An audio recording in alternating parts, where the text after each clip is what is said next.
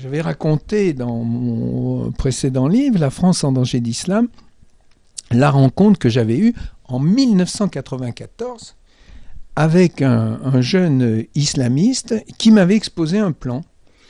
Et ce plan, je l'ai bien dans la tête, il me sert depuis maintenant 13 ans, à décrypter ce qui se passe dans le monde, et je m'aperçois qu'il tient la route. Alors ce plan, il est assez simple. Premièrement, il faut faire venir en Europe, je parle de l'Europe, je ne parle pas de l'Indonésie ou d'autres pays, c'est différent. Mais l'Europe, il faut faire venir en Europe le maximum de musulmans ou de personnes susceptibles de devenir musulmanes. Pour eux, pour mon interlocuteur, à l'évidence, c'était les Noirs d'Afrique. Car vous savez que la progression de l'islam n'a été arrêtée que par la colonisation et qu'elle reprend très vite actuellement. Donc on fait venir le maximum de musulmans ou candidats à l'islam. On les réislamise, c'est-à-dire qu'on on leur réapprend leur culture qui a été malmenée par la colonisation. On habitue les Occidentaux aux faits musulmans, c'est-à-dire ce que nous voyons, les femmes voilées, les mosquées un peu partout. Et je vous signale qu'une mosquée, c'est bien autre chose qu'une église. C'est une mairie, c'est une école, c'est une bibliothèque, c'est un centre commercial, c'est bien autre chose. On est en train de construire des mairies pour le pouvoir islamique actuellement. Bon, on habitue les Occidentaux aux faits musulmans et on ne bouge pas. On bouge par des attentats quand il y a une raison ponctuelle pour libérer un frère qui a été emprisonné, pour empêcher un accord entre un gouvernement occidental et un gouvernement musulman, etc. Et puis dans un deuxième stade, m'a expliqué mon interlocuteur, ben là c'est la massification, et m'a-t-il dit, nous demanderons, et là il m'a renversé, des places de sûreté comme les protestants pendant les guerres de religion en France. C'est-à-dire des points où la loi musulmane pourra s'appliquer, la charia pourra s'appliquer. C'est-à-dire que c'est une conquête peau de panthère. On installe la loi musulmane là où les musulmans sont majoritaires.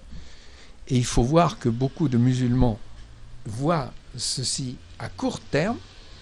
Et pour mon interlocuteur, la France pouvait devenir une république musulmane à la fin du XXIe siècle, disait-il, ou le siècle suivant, mais il n'était pas un siècle près.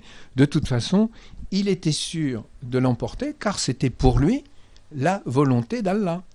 Les gens d'Al-Qaïda, ils ont la culture du désert. Ce sont des gens qui viennent, vous l'avez rappelé, des déserts d'Arabie, et ils font des coups, et des coups spectaculaires, et ils se replient, et ils préparent ensuite un autre coup. Mais plus redoutable, ce sont ceux qui mènent la guerre subversive, qui est une guerre de substitution de population, de substitution de pouvoir. C'est la guerre de Mahomet à Médine. Là encore, il y a des références. Et ceux-là, ce sont ceux qu'on pourrait appeler les islamistes en costume 3 pièces ou en costume cravate. Alors ce sont les frères musulmans, nés dans l'Égypte des années 20, sous domination britannique, qui ont les vertus et les qualités et les défauts des colonisés, la patience, la ruse, ils nous connaissent bien, nous ne les connaissons pas bien, etc. Ou ce sont les pseudo-musulmans modérés de Turquie. Alors, ce qui est terrible, c'est que la guerre menée par Al-Qaïda, notamment en Irak, et la guerre menée par des gens proches d'Al-Qaïda en Afghanistan ou ailleurs est une guerre très spectaculaire qui occupe nos écrans de télévision. La guerre subversive, la guerre souterraine, on ne la voit pas.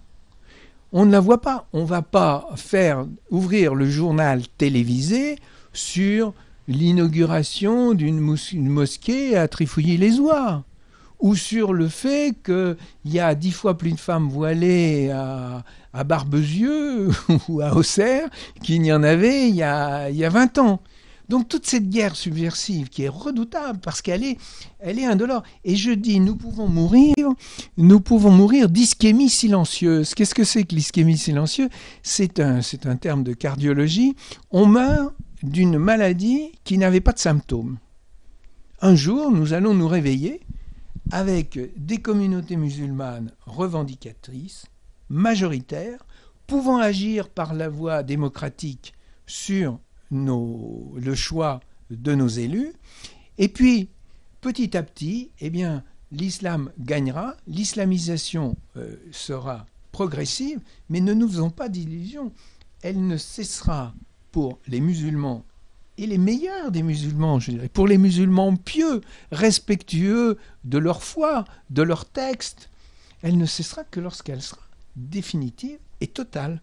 Donc, il y a une stratégie de conquête, de subversion, et en face, il y a l'ignorance, le fait que nous ne voulons pas voir, ou nous ne voyons pas, et puis il y a surtout aucune stratégie. Aucune stratégie. Or, vous savez très bien que dans une guerre, qu'elle soit ouverte ou qu'elle soit subversive, si on n'a pas de stratégie, on ne peut pas gagner.